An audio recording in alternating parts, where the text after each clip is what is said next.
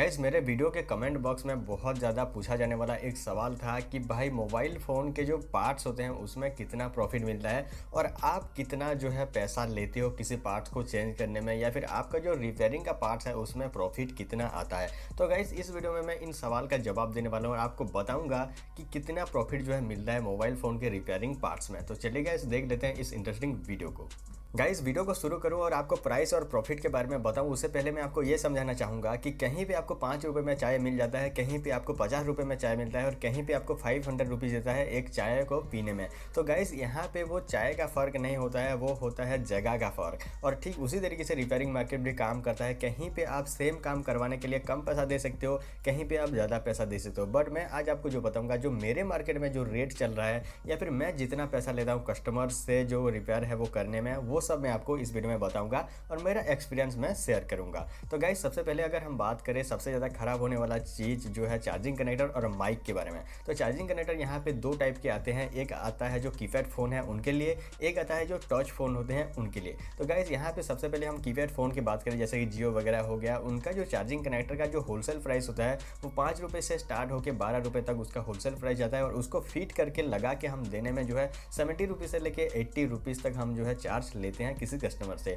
अभी अगर हम बात करें टच फ़ोन के बारे में, जैसे कि जो रेडमी के फ़ोन हो गए हैं या फिर जो सैमसंग के फ़ोन हो गए हैं, तो उसमें जो चेंजेस होता है यानी उसमें तो काफ़ी बार सब पीसीबी जो है चेंज करना पड़ता है। बट अगर एक चार्जिंग कनेक्टर चेंज करना पड़ा तो उसका जो प्राइस होता है वो 12 रुपये से स्टार्ट होकर 15 रुपीज़ के बीच में जाता है, उसका जो होलसेल प्राइस होता है। और उसको चेंज करने में हम जो है 100 रुपये से लेकर 200 रुपये के बीच में लेते हैं। वो डिपेंड करता है कि किस मॉडल में है और किस टाइप का जो है चार्जिंग कनेक्टर वहाँ पर यूज़ हो रहा है और चार्जिंग कनेक्टर को चेंज करने में कितना मेहनत हमको लग रहा है, उसी के ऊपर डिपेंड करके जो है हम प्राइस फिक्स करके बताते हैं कि 100 रुपये लगेगा या फिर 150 लगेगा या फिर 200 लगेगा। बट सैमसंग का जितने भी सारे फ़ोन हैं उसका जो चार्जिंग कनेक्टर है उसको चेंज करना थोड़ा सा डिफिकल्ट हो जाता है, क्योंकि उसमें जो है माइक का भी रिस्क रहता है। तो उसका जो है 150 रुपये से लेके 200 रुपये के बीच में ही हम जो है चार्ज लेते हैं किसी सैमसंग फ़ोन के चार्जिंग कनेक्टर में।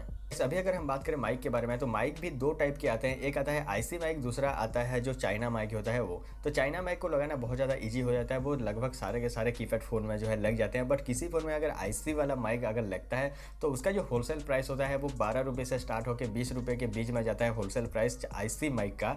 और जो चाइना माइक होता है वो 2 रुपये से लेकर 5-7 रुपये में जाता है wholesale price. But China mic को लगाने में जो है बहुत ज़्यादा ईजी होता है और उसको लगाने में हम जो है 60 रुपीज़ से लेकर 80 रुपीज़ के बीच में चार्ज लेते हैं। वो डिपेंड करता है मॉडल के ऊपर। और अगर हम आईसी माइक लगाएं तो वो जो है 150 रुपये से लेकर 250 रुपये के बीच में जो है हम चार्ज लगाते हैं किसी फ़ोन में अगर आईसी माइक लगाएं तो। गैस अभी हम आ जाते हैं डिस्प्ले सेक्शन में। तो डिस्प्ले भी कई टाइप के आते हैं। सबसे पहला जो डिस्प्ले आता है वो कीपैड फ़ोन के लिए आता है, दूसरा जो डिस्प्ले आता है वो टच फ़ोन के लिए होता है और तीसरे नंबर का अगर मैं डिस्प्ले की बात करूँ तो वो कॉम्बो आता है, ये दो की टच डिस्प्ले अटैच होता है। तो यहाँ पे सबसे पहले हम कीपैड फ़ोन के जो डिस्प्ले है उसके बारे में बात करें तो उसका जो होलसेल प्राइस जो है 100 रुपये से लेकर 200-250 के बीच में जो है होलसेल प्राइस होता है किसी एक कीपैड फ़ोन के डिस्प्ले को खरीदने में। वो डिपेंड करता है मॉडल के ऊपर, जो मॉडल होते हैं उनके ऊपर डिपेंड करता है। बट वहाँ पर उसको फिट करके लगाने में हम जो है उसमें 100 रुपये एक्स्ट्रा ऐड करके अपना कमीशन उसी प्रकार से हम उसे लगाते हैं और सेल करते हैं। तो यहाँ पे अगर हम बात करें किसी टच फ़ोन के डिस्प्ले के बारे में, जैसे कि माइक्रोमैक्स के कुछ फ़ोन है जिनमें कि टच अलग लगता है, डिस्प्ले अलग लगता है, सैमसंग के कुछ फ़ोन हैं जिनमें कि टच और डिस्प्ले अलग अलग लगते हैं। तो उसी फ़ोन के जो डिस्प्ले होते हैं उनके बारे में, तो उसका जो होलसेल प्राइस स्टार्ट होता है वो 350 से रुपीज़ से लेकर 550 रुपीज़ तक, यानी 350 रुपये से लेकर 550 रुपीज़ तक जो है उसका होलसेल प्राइस जाता है। और उसमें जो है हम 150 रुपीज़ ऐड करते हैं और उसी हिसाब से जो है डिस्प्ले को लगाने का चार्ज लेते हैं। अभी अगर हम बात करें कॉम्बो डिस्प्ले के बारे में, जो कि टच डिस्प्ले जो है अलग अलग नहीं आते हैं, वो सेट के साथ में आते हैं। तो यहाँ पे ये बहुत ही ज़्यादा चेंजेस करने वाला सामान है और यहाँ पे ये जो है बहुत ज़्यादा इसमें डिफरेंसेस भी है प्राइस का। यहाँ पे सबसे पहले मैं बात करूँ सैमसंग के बारे में, तो सैमसंग का जो डिस्प्ले आता है वो 700 रुपये से लेकर स्टार्ट होके वो 2000 रुपीज़ तक जो है डिस्प्ले जाता है किसी फ़ोन का। तो उसमें जो है हम कमीशन लगभग 400 रुपये से लेकर 600 रुपये तक बीच में जो है रख सकते हैं कमीशन। अभी अगर हम बात करें J2 फ़ोन J2 6 के बारे में, तो उसमें जो है कम रेट का डिस्प्ले आता है और वहाँ पे अगर हम उसको लगाएं तो उसमें जो है 200-250 रुपये कमीशन रखते हैं। बट अदर कोई अगर डिस्प्ले आता है, जैसे कि कोई भी बड़ा फ़ोन का डिस्प्ले आता है, तो उसमें जो है हम 600 रुपये भी डिस्प्ले का कमीशन यहाँ पे रख लेते हैं। अगर मान लो कोई बंदा आता है और कहीं से डिस्प्ले खरीद के लाता है और हमको फिटिंग करने के लिए बोलता है, सिर्फ और सिर्फ फिटिंग कर दो हमारे हमारे डिस्प्ले को बोलता है, तो उसमें हम 200 रुपये जो है चार्ज लेते हैं, क्योंकि फिटिंग करने में भी बहुत ही ज़्यादा रिस्क का सामना करना पड़ता है। और उसके बाद में ही फिटिंग अगर अच्छे से ना हो तो क्या फ़ायदा डिस्प्ले लगाने का, और वहाँ पे जो रिस्क होता है उसी का पैसा लिया जाता है। और अगर वो फिटिंग करवाए तो हम 200 रुपये जो है चार्ज लेते हैं किसी डिस्प्ले को लगाने में। गाइस, अभी अगर हम बात करें मोबाइल फ़ोन के कुछ अदर प्रॉब्लम के बारे में, तो जैसे कि ईयर स्पीकर का प्रॉब्लम हो गया या फिर फ़ोन में शॉर्ट हो गया है, वो डेड हो गया है, तो यहाँ पे उसको जो है चेंज करने में या फिर उसको बनाने में, अगर ईयर स्पीकर का प्रॉब्लम हो गया है तो वो 60-70 रुपीज़ के अंदर में जो है काम हो जाएगा ईयर स्पीकर किसी भी टाइप का लगाने में। बट यहाँ पे जो शॉर्ट हो गया है, आपका फ़ोन अगर डेड हो गया है, तो उसको बनाने में जो है डिपेंड करता है मॉडल के ऊपर, डिपेंड करता है काम के ऊपर, और उसी हिसाब से जो है पैसा लिया जाता है किसी भी शॉर्ट सर्किट फ़ोन को बनाने में।